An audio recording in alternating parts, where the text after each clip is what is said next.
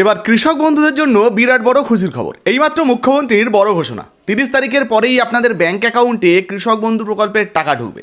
তবে কাদের নাম এই কৃষক বন্ধু প্রকল্পের তালিকা থেকে বাদ হয়ে যেতে পারে, কারা টাকা পাবেন না, কাদের ব্যাংক অ্যাকাউন্টে টাকা ঢুকবে এবং কৃষক বন্ধু প্রকল্পে সবাইকে কি ভেরিফিকেশন করতে হবে, কাদেরকে ভেরিফিকেশন করতে হবে, কাদেরকে করতে হবে না, সেই সমস্ত কিছু এই ভিডিওতে এক এক করে আপনাদেরকে জানাবো। তবে তার আগে কৃষক বন্ধু প্রকল্পের টাকা দেওয়া নিয়ে, পিএম কিষাণ যোজনার টাকা দেওয়া নিয়ে মুখ্যমন্ত্রী কি জানিয়েছেন চলুন লাইভে একটু আপনাদেরকে শুনিয়ে দিই। সরকার করবে পিএম কিষাণ সম্মান নিধি ৬,০০০ টাকা দিল্লির সাথে আরো ৩,০০০ টাকা যুক্ত হবে। কৃষক বন্ধু ভেরিফিকেশন ৩০ জুলাই কমপ্লিট হলে আপনারাও কৃষক বন্ধুতে টাকা পাবেন।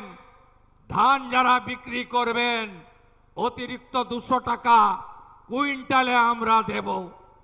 রেজিনগর নওদাতে পেঁয়াজের জন্য হিমঘর স্থাপন, সেচের ব্যবস্থা করা। তো শুনতেই পেলেন বন্ধুরা, কৃষক বন্ধু প্রকল্পে আবারও কিন্তু ভেরিফিকেশান শুরু হচ্ছে। বর্তমানে প্রচুর হয়তো এমন কৃষক রয়েছেন যারা কৃষক বন্ধু প্রকল্পে জালিয়াতি করে টাকা পাচ্ছেন, যারা টাকা পাওয়ার যোগ্য নয়, তাদেরকে এবার কৃষক বন্ধু তালিকা থেকে কিন্তু বাদ দেওয়া হতে পারে। তারা পিএম কিষাণ যোজনারও হয়তো সুবিধা পাবেন না। তবে এই ভেরিফিকেশানে যদি আপনার নাম উঠে আসে, আপনার নামটা তালিকাভুক্ত হয়ে যায়, তাহলে আপনিও কিন্তু কৃষক বন্ধু প্রকল্পের যে টাকাটা সেই টাকাটা পাবেন। শুনতেই পেলেন 30 তারিখ পর্যন্ত চলতি মাসের কিন্তু ভেরিফিকেশন হবে। শীঘ্রই হয়তো আপনার এলাকাতেও শুরু হয়ে যাবে। যখনই শুরু হয়ে যাবে বা নতুন আপডেট আসবে সেটাও কিন্তু ভিডিওর মাধ্যমে আপনাদেরকে জানিয়ে দেবো। আচ্ছা, এই মুহূর্তে আপনাদেরকে অন স্ক্রিনে এই ভেরিফিকেশন নিয়ে একটা যে নোটিশ বিজ্ঞপ্তি প্রকাশিত হয়েছিল সেটা একটু দেখিয়ে দিই। অন স্ক্রিনে দেখুন একটা বিজ্ঞপ্তি দেখাচ্ছি, যেখানে নবান্নের তরফ থেকে দেখা হয়েছে। যে দেখুন, government of West Bengal, department of agriculture, 3/7/2026 কিন্তু নোটিশটা প্রকাশিত হয়েছিল। আর এখানে কিন্তু নোটিশ নাম্বারও আপনারা আশা করি দেখতে পাচ্ছেন।